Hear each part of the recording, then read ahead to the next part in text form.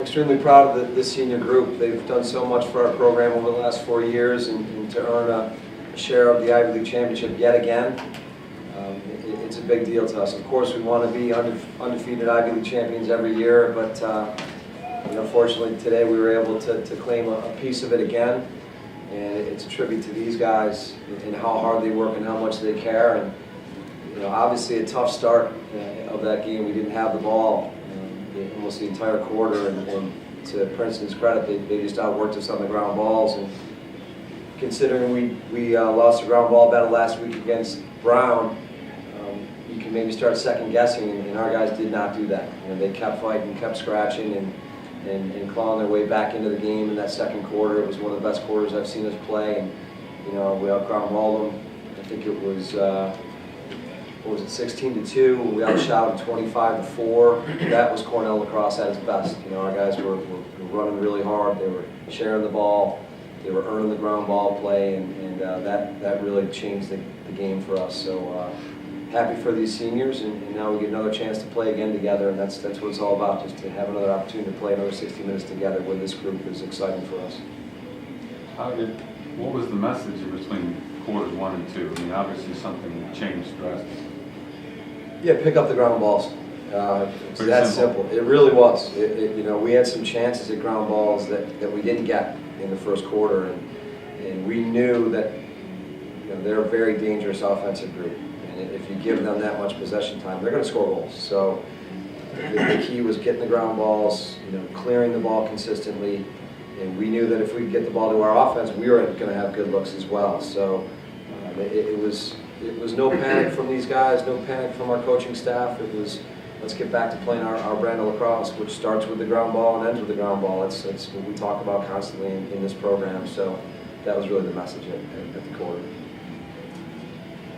And how were you able to spark that in the second quarter, just getting on the board for 9 straight goals in the second quarter?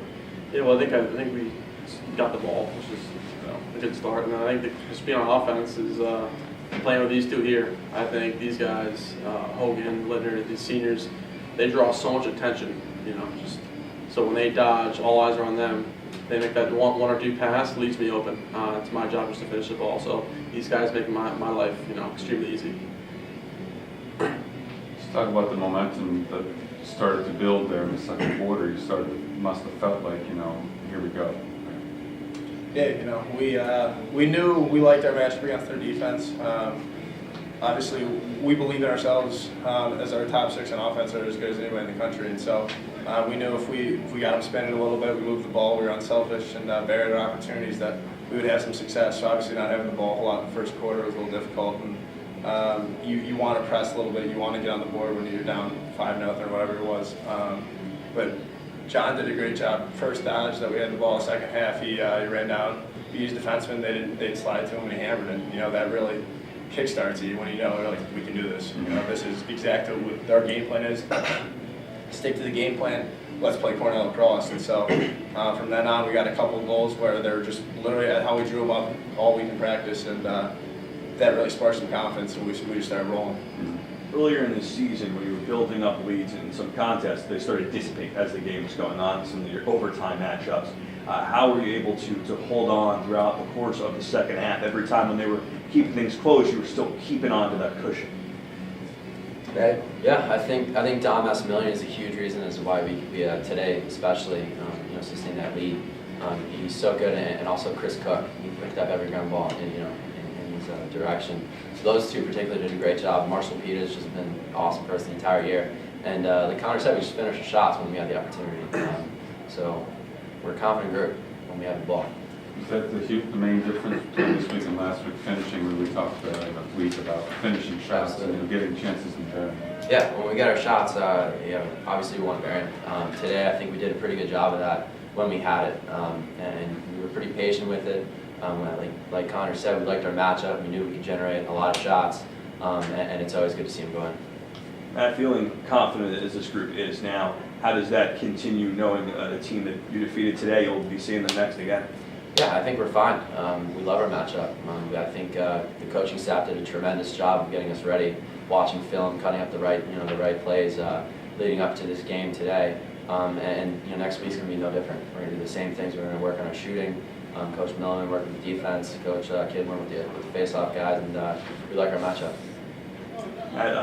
Coach Kerwick, how do you see in terms of the pressure being more on right now in terms of a Princeton team that's trying to bounce back, and both of your squads right now are kind of looking toward tournament spots, advancing to the Ivy Championship game, but the team that you defeated today or the one that got the victory? Yeah, it's that time of the year, and there isn't a team out there that isn't feeling pressure right now, and that's what it's all about. That's a big part of being an athlete, being a part of a program where our expectations are so high here at Cornell.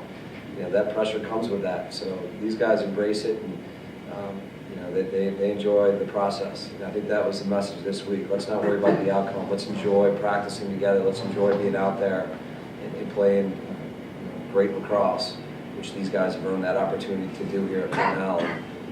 It's a big deal, and these guys embrace that. So that pressure comes with it, but we're just excited to be playing again, and it's like we're turning around and playing the Tigers next week, so hopefully we're going to bring even a better game next week.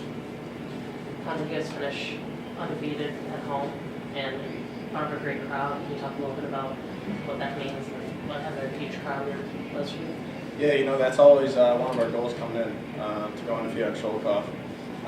We think this is a sacred place. This is where George Bowery gave his life, and so it's something you can get emotional talking about. You really, it's home. So finishing 6-0, we hope we're going to get a 7th game out here, but in front of a great crowd, couldn't ask for a better day. So it's exciting. Love to earn another home game, but if this is it, this is a good way to go out. How did that this week of having the run tomorrow and talking about it and preparing for this event in its memory tomorrow, how did that kind of add to your pride here today at Sholkoff, knowing the possibility that this is your final game on this field today? I think the run didn't even add a whole lot to it. Obviously, we think about George on a daily basis. Every time we walk in and out of our locker room, George is hanging there. That's really what we do day in, day out, is try to live a George Bowery life and effort every single time we get a chance to. So we talk about it a lot. Every time we put on the helmet with the C or the jersey with Cornell across the front, you play for everybody that played before you. Coach K always says we stay on the shoulders of the Giants. So it's really, it's not any different just because the 21 runs tomorrow, but it definitely hits home that this could be the last time you step out on the cross with your family.